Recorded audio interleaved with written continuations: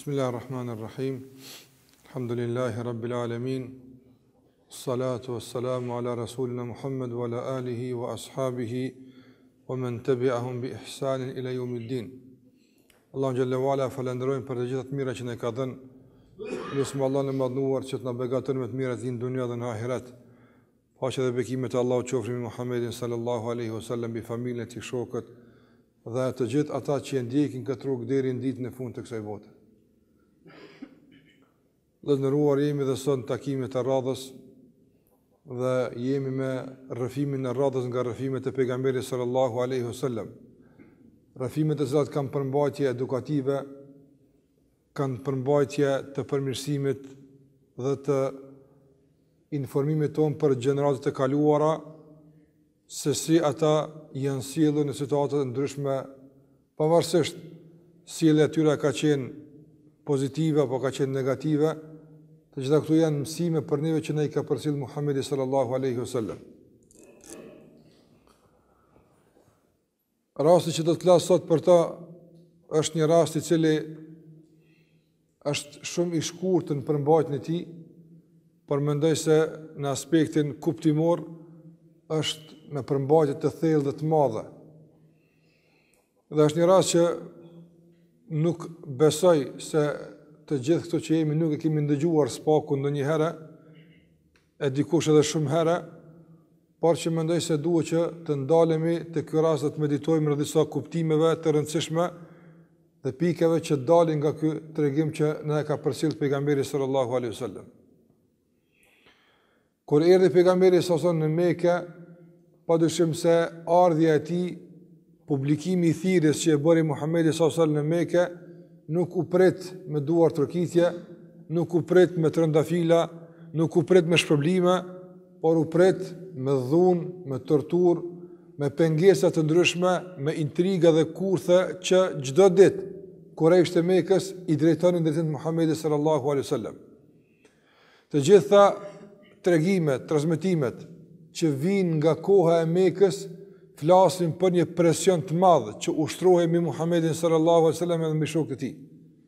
Dhe gjitha këto presione kishin për qëllim që ta dobësonin vullnetin e pejgamberit sallallahu alaihi wasallam, ta zhvlerësonin misionin e tij dhe rrëdhëmisht nga kjo të bënin që pasues e pejgamberit sallallahu alaihi wasallam të dobësoheshin, të shpërndaheshin dhe të mbeteshin rahat në kuptimet e tyre, në ideologjinë e tyre Kurajsht e Mekës.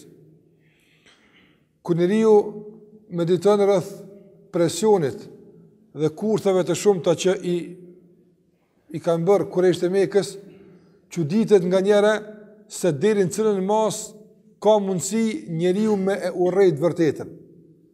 Deri në cilën mas ka mundësi njeriu me i pengu e vërteta. Nganjëherë nuk shkon mendja, do të thotë se njerëzve deri në këtë mas ka mundësi e vërteta t'u provokon atë anën e errët e tyre.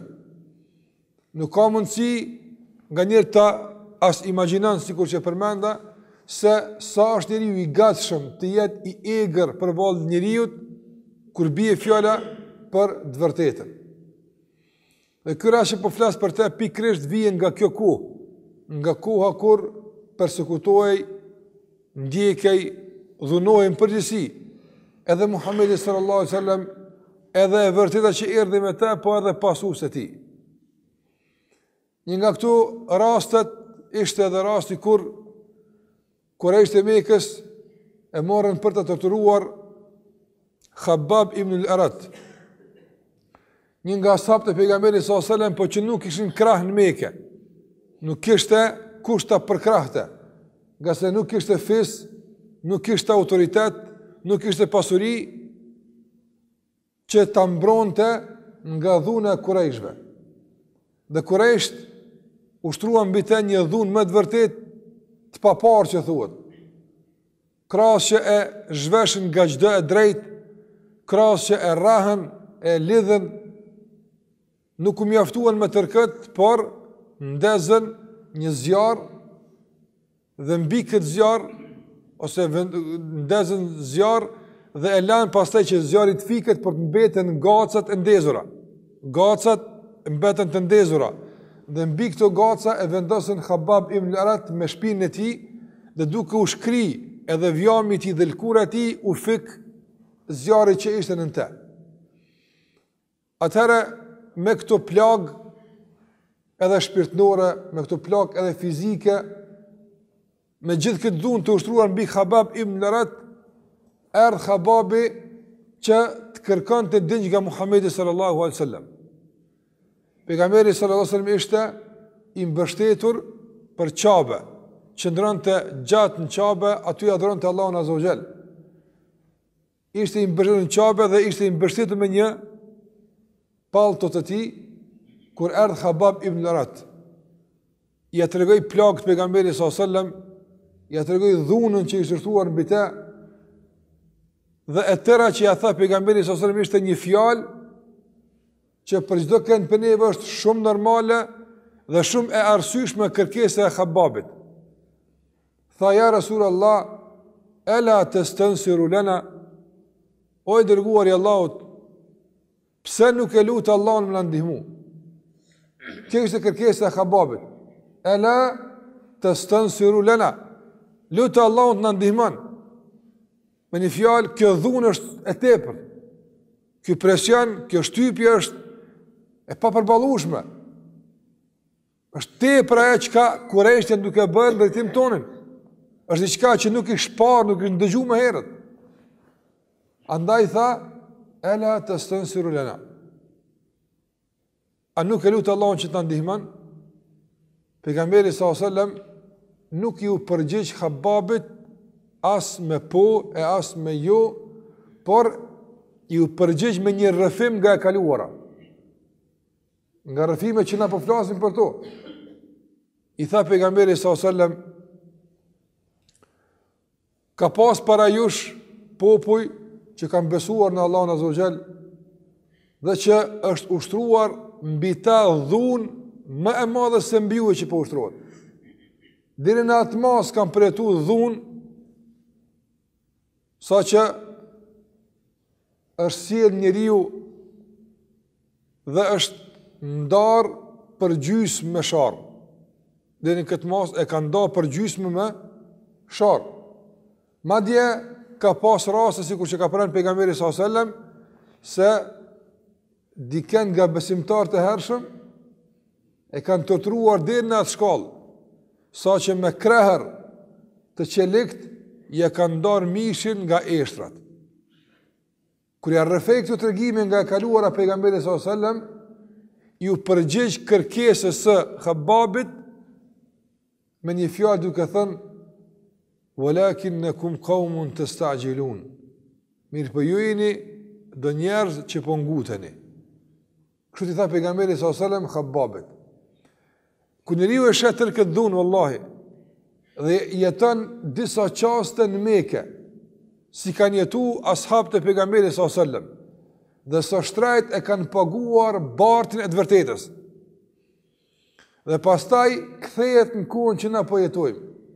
Dhe fillon nganjëherë të ankohet nganjëherë për disa probleme ose për disa gjëra që e ngushtojnë dhe ngulfatin praktikën e tij fetare, unë mendoj se turprohet ta shpreh këtë ankesë përballë ankesave të ashabëve të pejgamberit sallallahu alajhi wasallam. Dhe në këtë rast ka dobi të shumta. Dua të përmend disa prej tyre. E para është se atë që e ka lajmëruar Waraka ibn Naufel, pejgamberi sallallahu alajhi wasallam, ajo pikërisht ka ndodhur. Dhe kjo është një rregull i përsëritur gjatë tërë historisë. Se gjithmonë është në përplasje, gjithmonë është në ballafaqim e vërteta me të pavërtetën.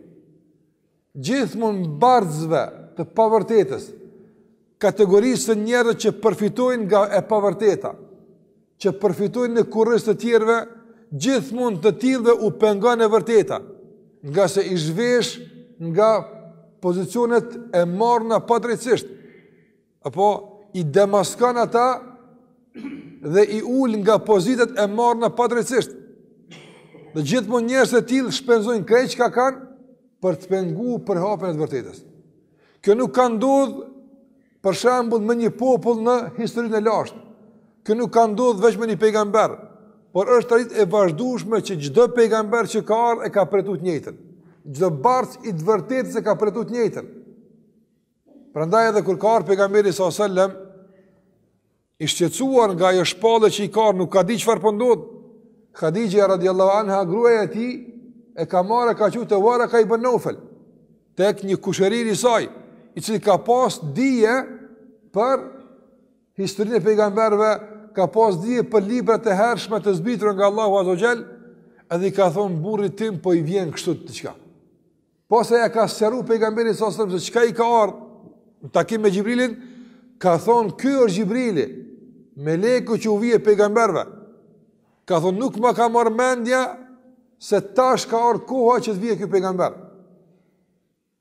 Mirë po, ndër ato që ka ndërë ka ibn Nawfal ka thënë, si ku të kësha me qenë djal i ri, ka qenë plak i vjetër, ka unë si ku të kësha me qenë djal i ri, e që të përkrahi unë ty atëherë, kur popullit nëzirë të piktujt. Që ka pejgamberi s.a.s. s'ka mund me paramendu, se kjo ka mundësi me ndodhë. Po mundemi me pas më spajtime, mundemi na, për shembull me pas edhe në debat, mund me pas, po me mëzirë për i veni tem, ka thonë pejgamberi s.a.s. E fa mukhrijiyahum, kanë me mëzirë për piktujt, që ka uara ka i bënohë si është përgjigj, ka thonë, nuk ka njeri që ka ardhë ma ato që ka ardhë se kanë nxirë piktujt. Kjo rregull, kjo ligj, si as i pare, as i mramti.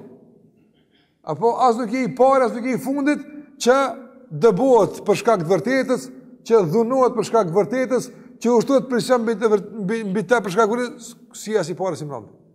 Do të thotë, kjo ka ndodhur gjithmonë dhe do të ndodhë edhe me ty jaftë.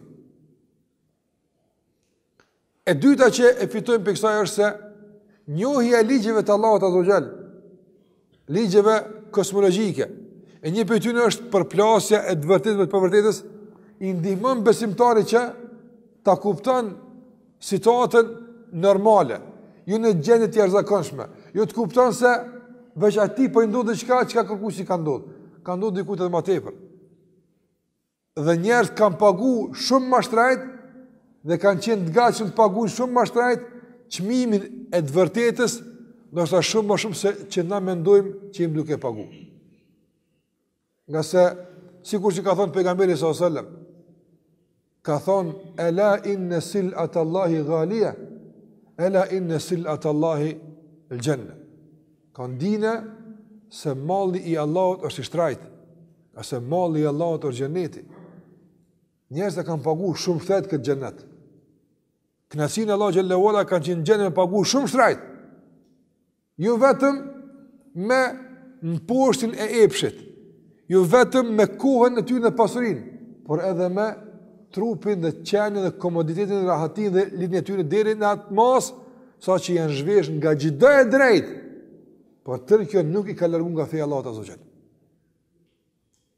Prandaj ne sot elhamdulillah këso dhunë se kem, kësi presune se kemi presune të natyrave tjera, presune që vijen nga bota e epsheve, e joshjeve, e knacësive të përkohshme, të cilat ko pasko na pengojnë në zbatimin e vërtetës. Prandaj tëra që i duhet një muslimani është të jetë në gjendje gatishmërie, që të paguan çmimin e atij malli që është duke kërku. Por nëse një musliman nuk e njeh mallin që po e kërkon, dhe nuk e njeh qëllimin që është nis ka haj, padyshim se edhe sprova më e vogël ka mundësi më dobësu. A din çka je duke kërku? Me këtë ardhje në xhami, a din çka je duke kërku? Je duke kërku kënaqësinë e Zotit që të ka fal. Apo je duke ikë nga hidhrimi i atij që të ka kriju. Për një periudhë kohore shumë të shkurtër. Shumë të shkurtër.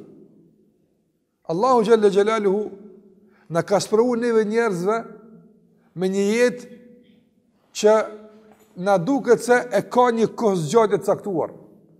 Mirë po, natyra e kësaj jete është se tëra ajo që kalon e kaluara na duket se është si një moment i shkurtër që kemi kaluar. Ai që ka kaluar 30 vite, ai që ka kaluar 40 vite, 50 vite, nëse e kthen të kaluarën, sa i duket se ka kaluar, krejt ka shku sa qelem shelsyt, apo? Krejt ka shku sa qelem shelsyt. Madje njerëzit ditë e gjykimit do të thënë, kur të pyetën sa kanë nejt në tokë Allah, kur të ngjallen, sa kanë nejt na, do të thonë kemi nejt një ditë apo gjysdite. Shumë shkurt. Allahu xhallahu përmend se një ditë tek Allahu është sa 50.000 vjet te na. Një ditë tek Allahu është sa 50.000 vjet tek ne. Nëse këtë e zbërthejmë në qëndrimin tonë këtë botë, a din tek Allahu sa i bjen jeta jote në këtë botë, i bjen 1 sekond. Zbërtheja 60 vjeçarin, mesatar në jetës njerëzve këtu, me 50.000 vjet tek Allahu, i bjen më pak 1 sekond apo 1 sekond. Prandaj Allah i thotë se bote e shkurt. Se është më të vërtet e shkurt.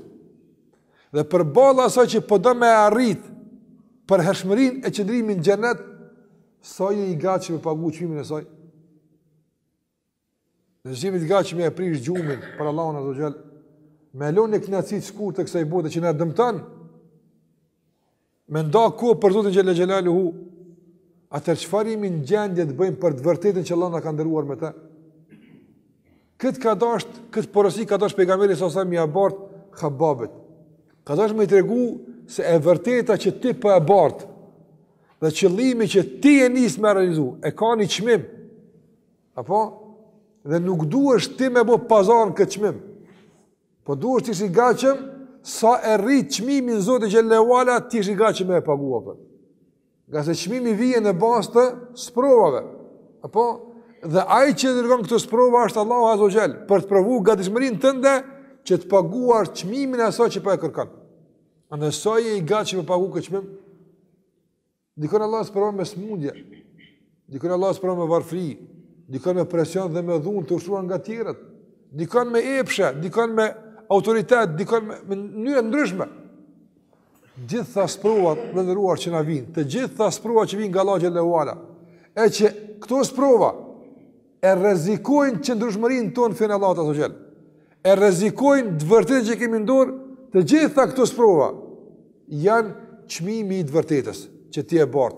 Sa je i gatshëm me pagu hakun që Allahu ta ka dhënë. Sa?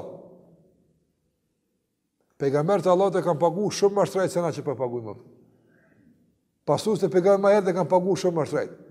Një mall që gjithmonë tregu ku i shtrejt, çush ka mundsi na me bëjmë të lirë? Apo gjithmonë nuk i shtrejt. Gjithë.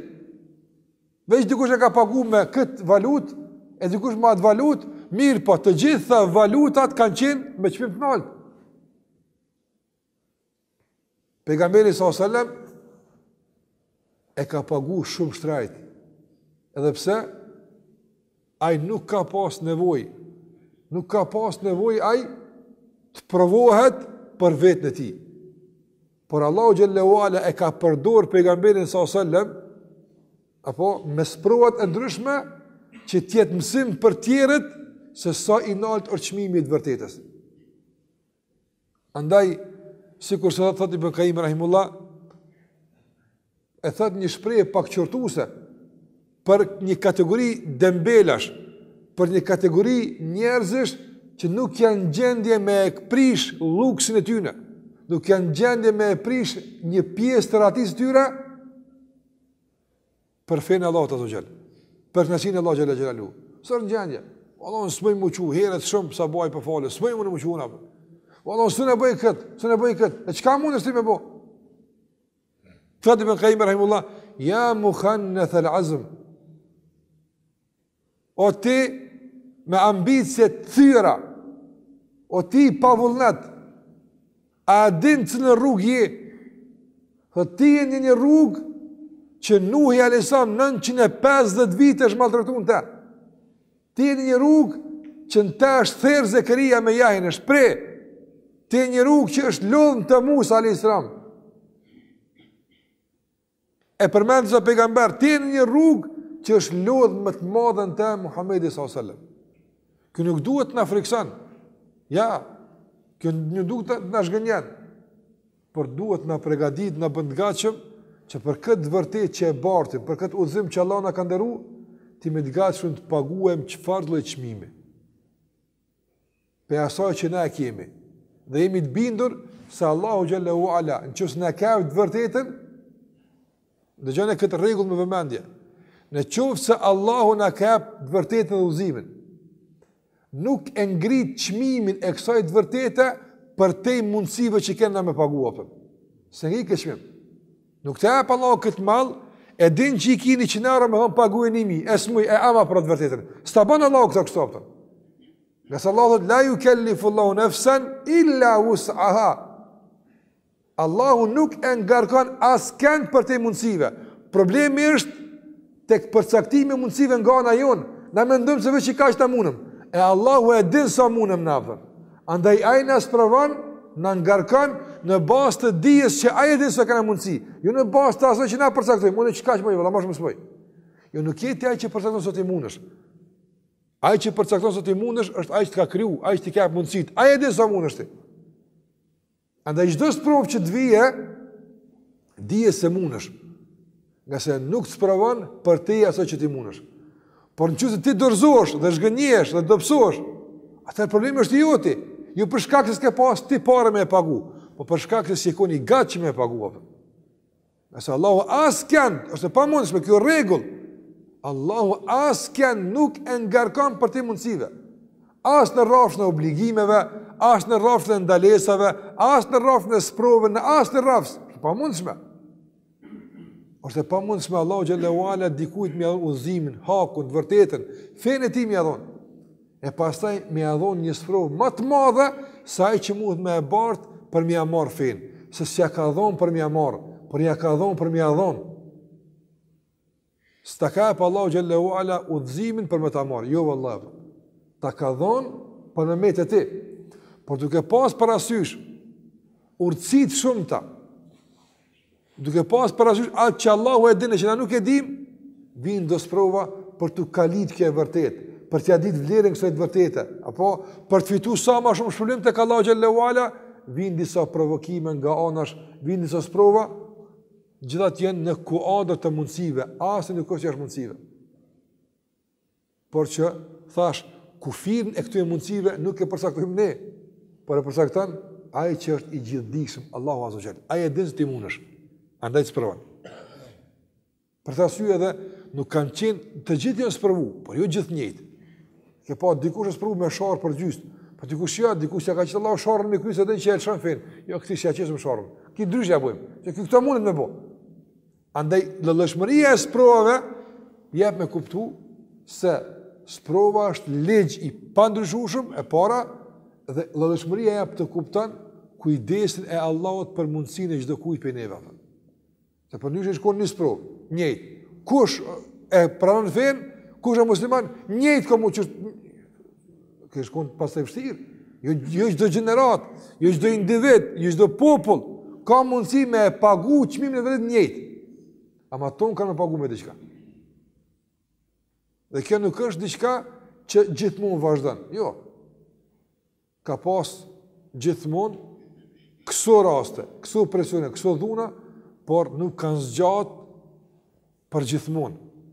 Allahu i ka sprovuar ato të tij kur e kanë dëshmuar qëndrueshmërinë e stabilitetin dhe gatishmërinë për të paguar çmimin, Allahu xhallahu ka dhënë fitoren. Ashabët e Mekës janë përsekutuar në Mekë, po jo tankuan. Apo kur kanë dalë në Medinë, kanë formuar shtetin e tyre, kanë bërë vendin e tyre. Pastaj janë kthyer në Mekë nga ndihmtar. Kanë bërë shtet që është shtrin lindjen perëndim. Kur ndodh kjo? Kur bardhësit e këtyre fitoreve e paguajnë çmimin e kësaj. Andaj na duhet me ditë se nëse jemi të gatshëm të paguajmë çmimet e të vërtetës, e të fitores, mund të përgëzojmë se Allahu xhallahu ala do të na ndihmon, do të na përkrahë mëshira. Dhe është dobi tjetër që duhet të përmend për ka fundi është në këtë rast vallahi ka gjithashtu një porosi dhe mësim shumë i madh që e sfidon sinqeritetin ton. E sfidon sinqeritetin në çfarë arsye? Shikoj pejgamberi sa më thotë, shikoni njëri për fenë Allahut, është dom me sharr për gjys, e si dihet e amni atë. Interesant. S'ka thonë filoni, pasuesi filon pejgamberit që ka ardhur këtë mahall e i biri këtina, e kojshia e këtina, ky është do njëri për gjys me sharr, edhe na zdim kush ai. As dim ku ka ardhur, as apo e rëzirëm është që Allahu e din atë. Sot dikush bën një punë të vogël, apo pak mos më ia dit, unë e lo, kur s'ma din në shkoj, unë zvimu, subhanallah. Ti a ke bëu që Allahu më të ditë apo njerëz më të ditë? Deri në këtë modë s'kam bëu. Tash, kushdo që bën më shumë se që ky njeri, mund të më thonë, ti të pej tash mund të fillu me u idhnu nëse na nuk ta dim. Po çka ki nër kit njeri, zguxon? Se ky njeri që ka bëu edhe kur kush çetin emrin. Ndoshta Allahu alem as pejgamberi vetë se ka ditë emrin as kush qofon, veç Allah i ka thonë kallzoi se çu ka pas. Njerëz ka pas, njerëz kon. Kan as nuk dim ku kur kanë jetuar, se pejgamberi kanë takuar, as kush e dim. Dini këtë mos të këputet mishi pelkure, la ilaha illallah. Pe eshnave, mi u da trupi, mi u da mishi nga eshnët e ti, për fjallin la ilaha illallah. Për pasin e pejgamberit, edhe si ditë as amni, as vorri, as sens djetër. Sa njerëz bëjnë diçka shumë një therrë i ngjirt ka që këtë dunia me marrëvesh, unë kam hjegulla për këtë punë, fort jam mundu për këtë punë, subhanallah. Ku është sinqeriteti? Ku është e prit Allah që është? Nëse e ke bëu për Allahun, wallahi jet. Krejt njerëz më u me vërros mirën tonë, krejt me të harru. Allahu Jalla wa Ala ka më qudi dikon që ka më çplu ata. Ama ti mos ja bë argatin kësaj pune. Ti mos ja bë argatin kësaj pune që ti me qit veten atë. Ti le për Allah. A vallahi s'ka më Allah pa dalësh. Nuk ka më lën Allah. Sa punë mshefta i ka bën njerëz, i kanë nxirr Allahu Jalla wa Ala në shesh. Edhe përmes dikujt që ti s'e ka marrë mendja. Sikurse në surën Kaf, Musa alsam që konë u thim, apo? Përmëna, po kalëm para një fshati, kopraca. Njerës që s'jën gjendje buk udhëtarët me edhon këta. A ka njës më të likë se këta? Njerës udhëtar, ujë si epin. Shiko se të likën konë. Po në këtë ka tu nuk konë një njëri mirë. Apo, këtë një konë të qi. Një konë një mirë aty. U dek, i kalon dhe jetima. Pasurin e vetë e kam shefën murë, që kur rritin jetimat, në më e shtëpia vjetër, kur të rindetojnë shtëpin, e gjojnë që ka u kam shef baba nga pasunia, apo edhe vazhdon jetën. Pa i muri ka qenë tura, hala pa u rrita. Një popull që është i ligë, që musafirit ujë si jep, që ka të mërmene kur e gjenë qypin me arit të jetimat, a i arun jetimave? Ja merë ja hanë. Ky njëri u kun i mirë, në asë e kim ditë asë kërë, kërë ka du në kun i ligë. Allahu Gjallahu Ala se kalon që a i miri, apo, me u përmen me të këshit. E ka qunë Musën edhe Khidrin, la ilaha illallah. Musa a.s. dhe Khidr, dë njerët matë me të se kohë, Allahu a ka qunë udhën me ra, ka që ka të mbashkë. Ka mujtë me ra dikun tjetër, ka mujtë me shku dikun në ato, ka mujtë shumë rrugë me ra. Pse bashkë që të katoni kanë ra. Pse këtu ku njëri mirë, duhet me u përmen se ku një mirë, aftën. Wa kana abuhuma saliha. Këta dy pejgamber, duke kalu e kam po murin karzohet. Khidri, a.s. e ka marrë murin dhe e ka ndërtu. Musa i ka thonë, se ka ditë Musa sa? Kam këtë njerëzve të likë ta ujshtë në dhe me piti për janë ndrysh murin? Këta lipin gurë me mytë, jo me janë ndrysh murin këtyre. Qëfar ka thonë Khidri? Këta e njetimat e një njëri që ku burri mirë atën. Kana abuhuma saliha. Allahu Gjallahu Ala, a i burë ku një mirë, a i mënu më ku një mirë, apo edhe Allahu se ka harru. Allahu Gjallahu Ala se ka hupë. I ka që pejgambert më të mirë të asaj kohë, mi andresh murin. Për në argat muri ti ka bu, pejgambert Allahu të gjellë. S'lenë Allahu kur gjë më sheftë. Ti më shefe, e ju të është me më shef. Ama nuk lenë Allahu Gjallahu Ala kur gjë që ka duhet me dalë, kur gjë më sheftë nuk lenë Allahu. As nga mirë, as nga keqë. Zbulohen të gjitha. Sa ka pas nga djetarët e hershëm të selefit, të cilët kanë adhuruar Allahun xhallahu ala adhurime të mëdha kohë gjatë. Po para se me dek, apo në kohë caktuar, çdo caktuar, Allahu xhallahu ala u ka zbuluar këto të mira, me kuptues se këta janë burra të mirë. Njerëzit janë nal një kohë caktuar edhe kanë diskutuar pse Abdullah ibn Mubareku është burr i mirë. Abdullah ibn Mubareku është dietar i madh. Ne shpeshojmë që po bën ai adhurim të madh, njëri po folet me neve në xhami, do pun pikrym, po diçka çe ky njeri është që kaq i ngritëm, pse Allah kaq çfarë ka ngritur këtë njeri? Pse po dojnë të tonë këtë njeri? Jem pyet do shoh këti. Një natë kanë qenë në udhtim, edhe e kanë ndezë zjarmin, njerëz në udhtim, ndezën zjarrin natën, edhe kanë nejtë rreth zjarrit, duke bisedu. Në mesin ka qenë Ibn Mubareku. Edhe për një herë është fik zjarri. Nga era, ka rënë një pikë shi, është fik zjarri. Edhe një kohë caktuar ju ka rënë me nejtë në tërë, dhe sa ju meri do bujashka, ju meri do zjarëm, ju dezë dhe se ka vezë, kanë qëndu një kohë caktuar në Ersin. Kur është ndezë zjarri, e kanë pa Ibn Mubarekun si janë lagë faqët për lëtë vëpën. Edhe kanë, që ka patë ti?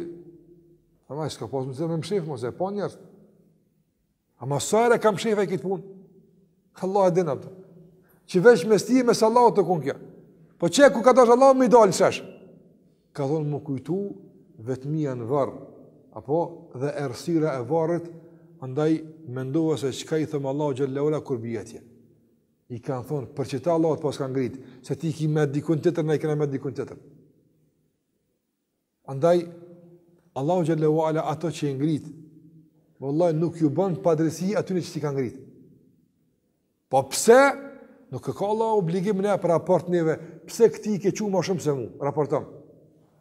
Pse këto e kje, pse këti i keni mu ma shumë se mu, pse? Pse Allah së të raporton ty, pse Allah? Pse këto e ke ngrit e mu së për ngrit? Pse këto pengujnë ma shumë e këto së pengujnë? Pse për Allah raport? Allah e dim pse o kje. Po rëndësish më është me konë për i të Allah xhallahu ala, sinqerisht. Që që kanë bojnë njerës për këtë fejë Allah? Që kanë kontribu për këtë fejë? Sa kanë histori, njerëz, edhe në venin tonë, njerëz të këti veni, që kanë shu tokë për Allah, kanë nërtu xhami për Allah, kanë bo punë madhe për Allah. Wallahi së ditë as emni, as vore, as kur së ditë. Na veç përfitojmë për tyna. Andaj ne duhet që ta bëjmë punën për Allah xhallahu xhelaluhu dhe të bëjmë tregti me Allahun te barekutaala. Dhe mos t'i bim pishmoni për asnjë punë mirë që e kena bë, pse dikush e ka harru, dikush e ka keq përdor, dikush, jo. Na duhet takimit me Allah xhallahu ala. Wallahi tek Allah xhallahu nuk kup edhe sa thërmia me kona. Dhe dobia e fundit që duhet të përmendem për mbyllje me të është se në thirrje në rrugën e Allahut azza xhel. Në thirrje në rrugën e Allahut azza xhel. Në praktikimin e fesë, pas ka mundësi njëri që edhe nga njëherë kur e kërkon të drejtëve të legjitime me qenë nga ta që ngutet. Kërkesa e Khababit, a është me ven? Bo do Allah më në një mu. Që a ka këtë të keqe? Po së është në kone e vetë, ta është ti dush me pas menën dikun tjetër. Jo me pas menën anë një mënë Allah, së vaki i sajnë apë. Në kush vaki tash, se herët është ti me lyp pe Allah të azogjel me përfundu këtë proces. Herët është. është në fazë dhe para. Ti tash dush me lutë Allah në gjellë me të forcu, me t'jep ndim, në përkraje duhet të më fejnë Allah gjellë, stabilitet. Nërso ndihma që ti për e kërkan, për me shkatruar me ishtë Allahot, apo e minimu islamit, së është ku asaj tash. Sa Allah se këna pagu qëmimin e kësaj. Prandaj, nga njere, ne më kërkujmë, kjo është e drejtë e jona. Po, sahi, veç a është ku atash me kërku? A është njëra që shpe e kërkan që është duhet? Prandaj, duhet me ju përshtat rregullave dhe fazave që i ka përshatu shariati. Jo asoj që ne e dim si e drejtë e jona. Nga se e drejtë e jona është nga njëre po e ki drejtë, por këtë kërkes, për këtë drejtë, duhesh me e ditë kohën kur për e kërkan, venin kur për e kërkan, mënyrën si për e kërkan. Nga se, nga një e drejtë e jotja, në qofë se nuk është në kohën e dur, mund tjetë nga ngutia që e ka qërtu nga kjo nguti pejgamberi sasëm Khababit. Prandaj, na duhet të përshtatemi shariatit dhe fesë Allahut azza wa jall, e jo të shikojmë që t'ja përshtatemi shariatin vetes tonë. qefve tona, tekeve tona, sabrit ton, durimit ton e kështu me radhë. Prandaj, pejgamberi më thot, në këtë hadith, na jap porosi se njëri pas ka mundësi mu gut. Pas ka mundësi mu gut edhe atëherë kur lyp diçka që është shumë normale për ne atë. Lakin kum ka mund të stagjilon. Kjo është edukata e pejgamberit sallallahu alajhi wasallam. I ka edukuar sahabët e tij që të jenë të matur, të urtë, durimtar, qëndrueshëm, stabil, mos të nguten. I vjen vakti edhe kësaj. I vjen vakti edhe kësaj fitore që po e lypti. I vjen vakti kësaj rudole. Rregull, këtë kanë marrë. Mirë po, tash që në fazën e pagesës. Apo, ose gut, paguje çmimin dhe mallin. Mos e ke gale. I pala se ke pagu çu po të më tar malli. Kush e pagun mallin tek Allahu xhallahu ala, wallahi s'ka çare pa jart. Gjithsesi. I po i duhet të pagu me çmimin që e ka përcaktuar ai që ka mallin në dorë. Jo me çmimin tën. Ti mos u lyp në çmim, në mall me lyp, edhe më thonë, jo kum qu 10 euro, pse s'po vjen malli? Më pse? Pse ky mall bën 1000 euro, Allah kur kam 10 euro. Çaj 1000 euro ta që na mallin atë. Shumë thjesht. Në kanjer ti mos më o zotën e pagua që edhe është, po kush ka thonë ty se çmimi kësaj që kjo? Ja hala dush me qit parën kënta, tani ta çojna mallin. Tani vjen. Po se ke pagua la. Dikush, valla, dikush që sa po fona hala s'po muna dish më koncentrua hala se kom, a ke pagu? A ke pagu çmimin e përulës namaz? Sa ka çmim kjo? Ka çmim kjo. Çmimi i knacis në ibadet, ka çmim. Këjt kanë çmim. Këjt të malla kanë çmim. Kur të fal vjen kjo? Ja, vjen kjo. Këjt kanë çmim. Paguje vallahi vjen atë. Bile në kisë në fund shpesh ata fal, ata këtë kisë më se paguaj. Merë fal. Ama dush me qudë dikum bile. Se njerëzit kanë paguar shumë shtrejt për këtë punë. Andaj Allahu në lutje na forcon Allahu në fenë e tij. Edhe na bën të qëndrueshëm për bazë provave, për bazë stuhive të ndryshme që fryn jetën e kësaj bote. Çfarë do kofshin ato? Qofshin të natyrës së vështirësive apo qofshin se s'po dinë me kone të natyrës së lehtësimeve, edhe lukseve të shumta. Shumë njerëz më dopt janë kur sprovën me të mira se kur sprovën me vështirësi. Në zar kur është që dushëm, pak i që dunjaja arshat. Allahu na ruaj. Andaj Allahu na ruaj në sprovat e lehtësimeve dhe lukseve, na ruaj në sprovat e vështirësive dhe presioneve. Allahu na bëf nga ata që janë gjendje me mundësi që i kanë, nga se Allah së kërkon për të mundësive, por me mundësi që i kanë të paguajnë çmimin e asaj që përkërkojnë. Na përkërkojnë për nësinë Allahut, na përkërkojnë xhenetin e Allahut, andaj Allahu na ndihmon në këtë rrugë. Allah e shpëlbej me kaq për këtë fund. Sallallahu ala Muhammedin wa ala alihi wa sahbihi wa sallam taslima katira.